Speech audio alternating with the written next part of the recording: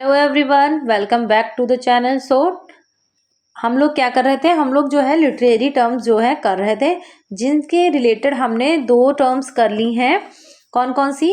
एक तो हमने करी है नेगेटिव कैपेबिलिटी, और उससे पहले जो है हमने करी है ब्लैंक वर्ड्स। ठीक है, और अब हम करने जा रहे हैं ऑब्जेक्टिव को रिलेटिव। ठीक है, इससे भी क्वेश्चन जो है एग्जाम में बनते हैं कि पूछ ले जाता है ऑब्जेक्टिव को रिलेटिव जो टर्म है किसके द्वारा दी गई है और इसकी थ्योरी क्या है। तो चलिए बिना देर किए हुए हम अपना टॉपिक जो है वो है शुरू करते हैं, ऑब्जेक्टिव को रिलेटिव।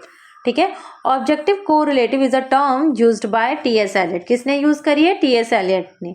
ठीक है, उसके बाद है it means using a set of things like objects like situation actions to express certain emotions.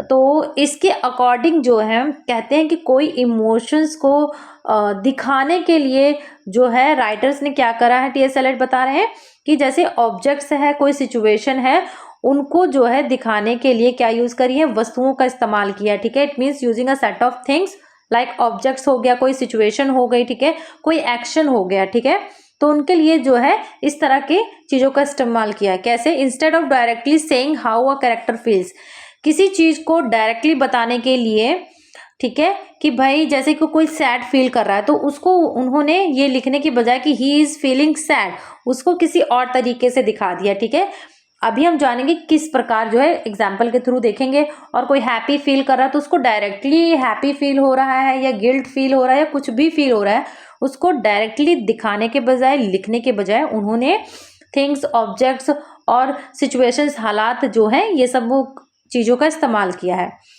The writer shows it through images, दिखा दी। ठीक है, इमेजरी का यूज करा है। ठीक है, उन्होंने एंड और events. This helps the reader to feel the same emotion without being told. ठीक है, बिना कहे उन्होंने ऐसे ऑब्जेक्ट्स का यूज करा, ऐसे इमेजरी का यूज करा कि जो है राइटर्स सेम फीलिंग समझ जाएंगे। देखिए फॉर एग्जाम्पल अ स्ट्रॉमी नाइट और अ ब्रोकन मिरर। ठीक है, अगर कोई ये इमेज दिखा रहा है, स्ट्रॉमी नाइट और ब्रोकन इमेज की इमेज आ रही है, तो इससे दो ही जो है मीनिंग निकल सकते हैं। क्या? या तो वो कोई फियर दिखाना चाह रहे हैं, ठीक है, या फिर सैडनेस। तो यहाँ पर क्या हुआ कि बिना उन्होंने बताया कि जो है सिचुएशन में जो व्यक्ति है वो फियर या सैडनेस क्या फील कर रहा है, उन्होंने उसके लिए ऑब्जेक्ट्स यूज कर लिया है ना।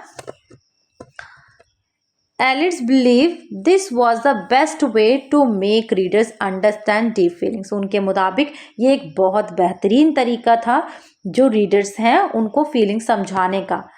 It turns emotion into something we can see, hear, imagine. ठीक है, ये इमोशंस को कह रहे थे कि क्या, कि इमोशंस को ऐसे बदल दे रहा है जैसे हम खुद उस चीज को देख रहे हैं। इतना ज्यादा डीप वर्क है। ठीक है, हम उस चीज को सुन रहे हैं, उसको इमेजिन कर रहे हैं क्लियरली थ्रू द स्टोरी और पोएम।